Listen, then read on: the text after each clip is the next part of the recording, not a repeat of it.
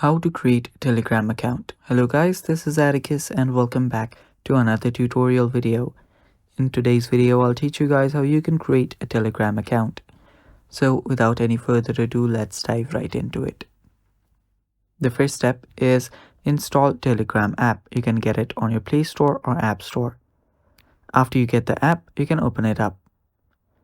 There, you will see the first option that says Start Messaging. After you tap on it, you'll be on this section. Right here, you will need to type in your phone number. So first type in your phone number and then tap on Continue. After you tap on Continue, you'll be sent a verification code. Now it didn't send me the code because I already had the account. So it'll send you a verification code. So simply type in the verification code that you get in your mobile number. And after you do that, your account will get created.